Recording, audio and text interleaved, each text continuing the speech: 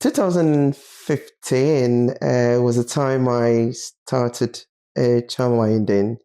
Um, if you ask me the reason why became a childminder, it's not just because it's a home childcare situation, but already I look after children. My background is in teaching, but the reason why I came to the smaller setting, so this is where I look at the bigger setting, the nurseries and that. I noticed that there are some children, when I was a practitioner in the nursery, were struggling. So there's a gap. As far as I'm concerned, there's a gap for those children. So I decided, that's one of the reasons I decided to have, okay, will a smaller setting help these children to have the best start of life? Would they thrive? Would there be a change, impact in their lives? So that was one of the reasons which I looked into. And then the second one was the parents, because I did look after children. When I say look after children, I taught children in the church setting, in different variety of settings. Let me put it that way. Then the parents will say, "Why not have a nursery so that we can bring our children?" So I was like, okay. So there's a request, there's a demand from parents as well. It went on year and year. Then I was in the school as well, and I was a preschool teacher then. And one parent asked me again, the way you care for my children, would you have your own setting? At that time I said no, because it was like a whole lot of work to do. Um, then the third reason for becoming a childminder is when I was a practitioner in some of the settings, I realized that there was a gap and there's a need for some of the children struggling the minute they walk in. But my interaction with them was, and when I moved them to a smaller space in the setting, they seem to come down and start their routine and transitioning into whatever is happening. So with that put together, I told myself, no, I am going to do this. I'll be a childminder. Above all, I also had a thought to say, no, I want a unique setting so that the children that nurseries don't take, childminders don't take, other childminders don't take, which children with special needs, I want to be there for them. I wanted to close that gap. So that was even the most important thing for me. So I just withdraw from all the works I was doing. And then I decided to be a childminder. My first challenge was, oh, would my family be okay with this? Would they be okay having people in and out of the house? So there was a lot of chatting about them. I have to tell them my reasons and the difference I wanted to make in the life of these struggling children so that they are not lost in the system. So that was the beginning of my childminding. And again, when I started, I've already been researching to find out what is the best that can work for the children. That's why in my speech and language is so key for me. So the core theme for this place is language development, early sound development. So I threw research into it. I look at my pedagogies as well. I look at all the play and all the things that could work. So I brought all of them into it. But then I look at every child as unique. The first 6 weeks that they come to me after getting the initial starting point from the parent, then I observe the children. I know who they are, what they can do, where they are at the development, and then I bring in the intervention. Yeah, so this is basically how I became a childminder. Not just because I want to, but I realized that I've got the expertise and the ability to turn children's life around, especially the children that can't thrive in the bigger settings, or the children that, can I carefully say that the system appears to have given up on them because they said, we can't do it, and other childminders, yeah. It's hard work to work with the parents because they have the knowledge of their child, they know their child, but they have some expectations for their children. before even coming to you. Then I have the EYFS here. I have all the documents I have to use, the national framework, the national objectives that I have to guide me through the child development, okay, from a practitioner level. But then the parent has, as I said earlier, they have expectations. They want something for their children. So it's a whole journey I come with the parent. I know it's difficult to work with the parent from the start. So our first initial, not a phone call, initial meeting here in the setting, we break things down. I ask them straight away, what are you expecting for your child? So that is a key question I ask them. So it's like, I want my child to be safe. So, okay, safe, right? So I work with them from that safety point, safety objective. But this setting, myself, they call me health and safety officer. It's on my head. The children's safety, care, and educational need is so important for me. So from that point, I build relationship with the parents, and then I make it clear to them, your child is unique. This is what you have. Even if I have to tell them that what they're doing, it's not right, it is wrong, I give them examples and explain they accept it. But it took a long time, can I say, with trust. And they believe in me that I can look after their children from the safety aspect, even before the care need comes in, before the educational need comes in. So with that, great partnership working. They know exactly from the time I take handover in the morning, they tell me how their children are, which I use for the day. During the day, I send them snapshots and a simple message. The baby is fine, is eating this. So we are collaborating, working, even though they're not here. And one parent mentioned, I like the photos. It makes me not miss out on things. So I'm already telling them that, look, you're part of this journey, even though I'm doing what I have to do here as per the EYFS, as per the laid down documents and policies and procedures. And there are times that I have to do hard talk with them. But before I do the hard talk, I make sure I've got all my observations, all my patterns, not more than a week, sometimes 4 weeks. If I need to a bit more, then I'll ask them, have you observed this? Have you seen these changes? So we work together as partners rather than drop a child and go and they don't take my advice on board. This is also extended in my work here. I give them a holistic support.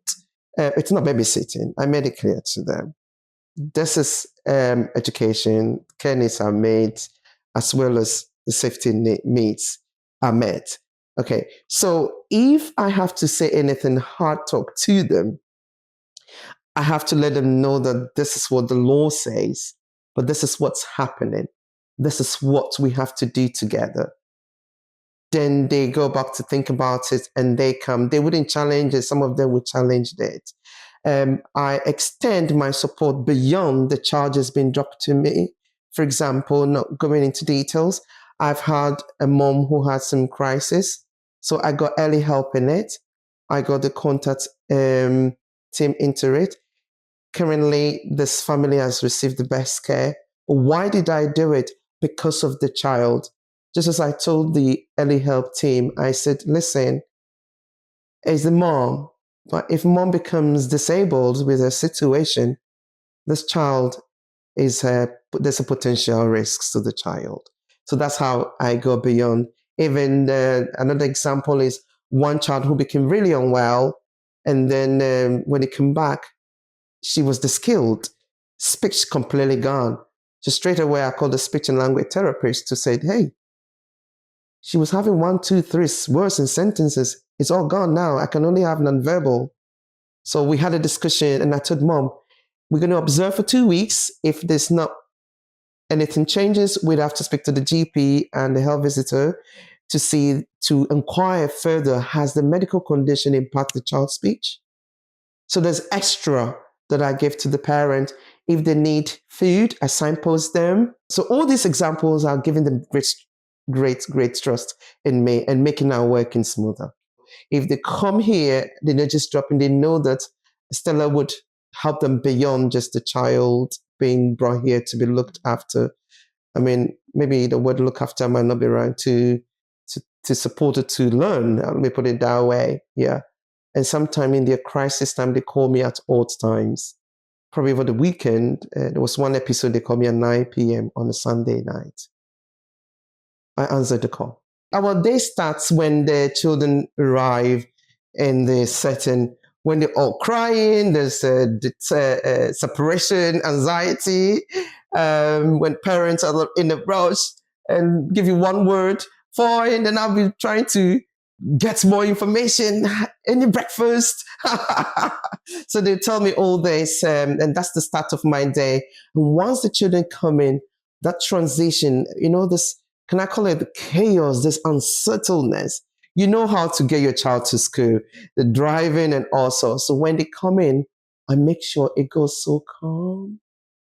We all sit on the carpet. I don't even tell them because I sit on the floor. I'm already on the carpet. They sit around me, and you witnessed that today. They wouldn't let me go. So we sit there. Why do I do that? It's a transition from that, can I call it chaos and being driven here. So we start with writing skills. Writing skills, what do I mean? I'll bring the coloring sheets here, pictures of their favorite cat, cars, birthday cakes and stuff. I bring the pens out. I don't tell them to start coloring. I just leave it there. And I put books around me. Some of them are still, I say, okay, you'll be fine. I give them time to just cry and then it'll be okay. Then I start coloring, just to get them settled. So we do that. But what have I incorporated in that? Even though I am settling them down from that transition, I'm introducing early writing skills here. So you see them coloring, mark making. We have unfinished shapes, which are there as well. So the shape, the color, the horses, the favorite things, the angels, so many things there. You see them coloring. Imaginationally, they're choosing things by themselves. Then right after that, we go for breakfast. But I see them that they're ready. They've now kind of free from all the unsettledness. Then we go for breakfast. Once after breakfast is the reading. Reading is so important here. I do have non-fiction books, but my focus is not fiction books. My focus here is information book, and I call it specific signature information books. And these books are early sounds books written by Sally Bates. Sally Bates is a speech and language therapist, and Sarah Lee Will. The books is wonderful. So these books really help the children to focus on their listening skills, vocabularies, early sounds. And then we have Emily Griffiths as well, Bear and Her. It's one of our favorite books as well. So straight away from early writing skills, we transition to early sounds, where we play around sounds in our reading, our stories, and carefully. Literacy is there as well. That's why I have the large picture books here where we just talk about the books, let the children describe it. We extend their vocabularies as well. And the favorite one you saw was the bubble time. Bubbles time is one of the favorites of all activities. It's fun. So bubbles time is a special time when the children have fun, they're active, they're jumping. But then I incorporate maths, I incorporate literacy, vocabulary building here. We introduce the concept of big and small, pop. But it's so beautiful when the children start to do that. I'm licking bubbles. Okay, licking bubbles. The first thing is to say, not really. But they bring the fun into it. And sometimes they'll go and pick the ducklings or the horse. Oh, horse popping or popped bubbles. So they bring this kind of imagination into it. And again, we count. We also have found and we settle down.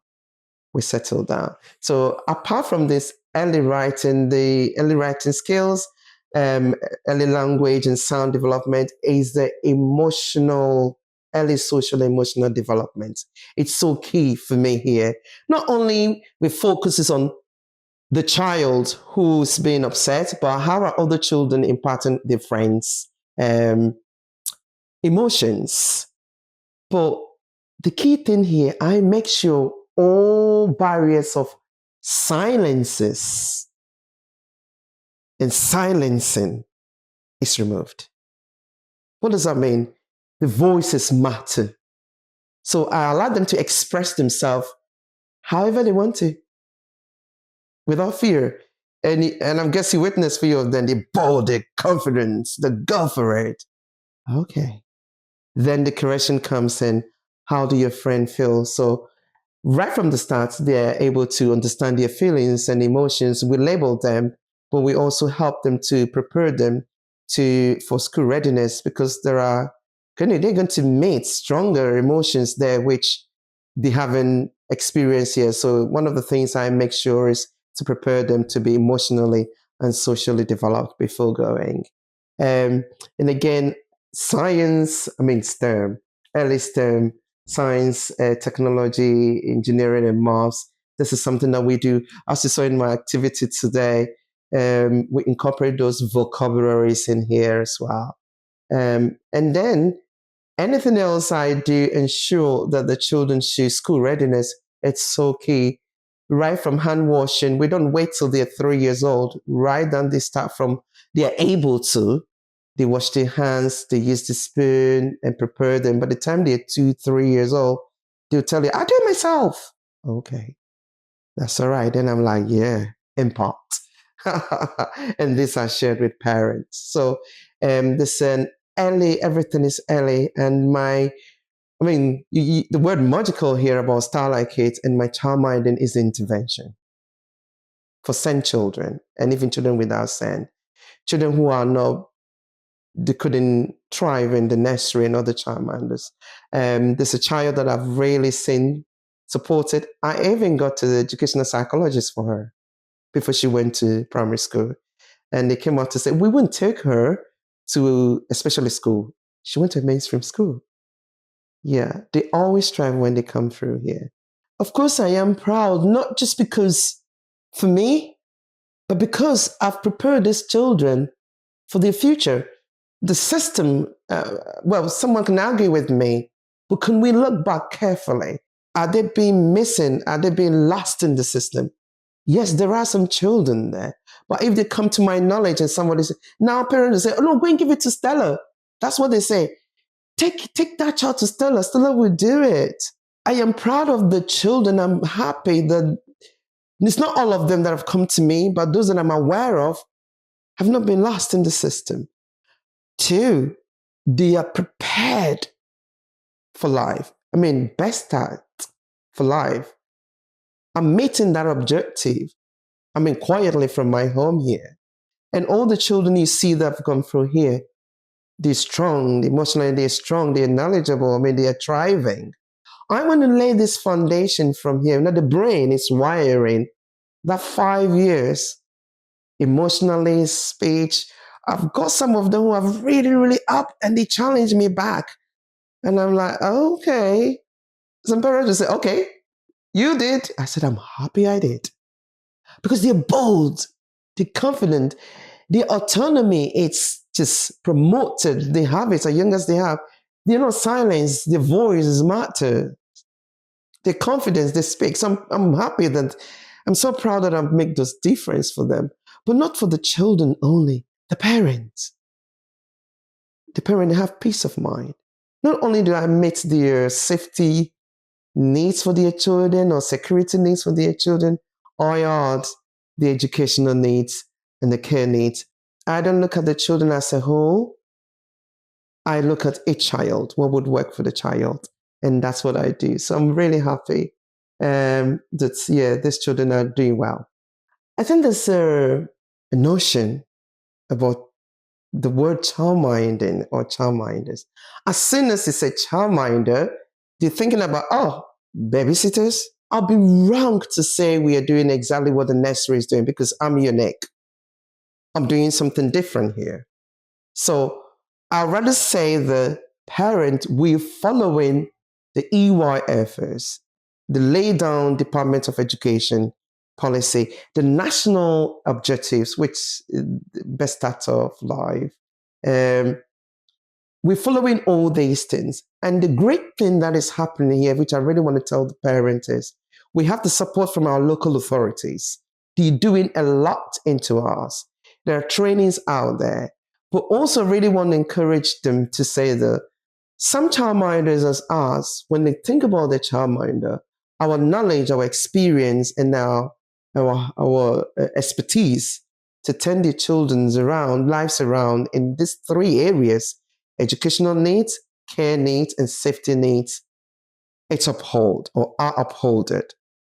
So they can trust, I'll say me, because I can speak for other people, they can really trust Stella here. And as you can see around all here, childminders, I think they shouldn't really think it's just babysitting, but we are preparing their children for the future. I mean, going to primary school and for further education. And at the moment, I know there's a lot being support. They're putting up support for childminders as well. Like my local authorities recently gave us an award, and I won one of the awards. I had one in 2024, supporting other childminders. I had one for my setting being inclusive, dignity promise. So they should just trust us by starting a journey with us. I mean, nationally, I think we childminders have not been really showcase us and showcase our work as you guys are doing at the moment. Because that would also give the parents the trust, the belief, and the courage that if I take my child to a home child carer or a childminder, they will do exactly similar or above expectations they want from the nurseries. Because we're using the same EYFS, Birth to 5, Developmental Matters, Department of Education documents. So the national cake, we should have a piece as well. However it could take, they should visit us and see what we're doing. Now, we're a small business, so we need a support to be able to sustain us. So that we should be able to sustain us. And as well as that, I think one of the things that I was looking into is that it was said that we can have some benefits with our own children. So that should also be looked into for us. It's so important. Our well-being is important as well. And I needed that to be looked into. And then down to the local authorities, there are certain restrictions that we may have is bigger spaces. I'm so glad Ofsted came out and said that we can have 2 assistants. You can do childcare on non-domestic premises. It opened a way for us because we were so restricted by all these rules. So if they can review and just left it out, but most importantly, can they make our word known? The good work we're doing, like I'm doing. You can agree with me. So that we are showcased and parents will have hope and trust in us. It's not all about the parent, even the children as well.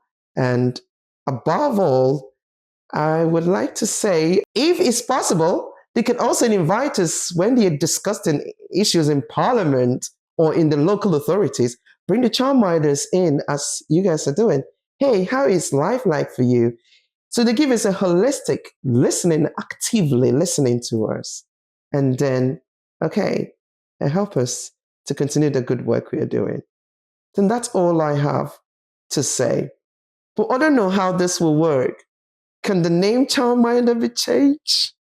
Because as soon as they say use the word childminder, oh, they don't really. Either they showcase us and keep the name, or they change the name. Maybe that will work. But thank you so much for coming and also having a trust in me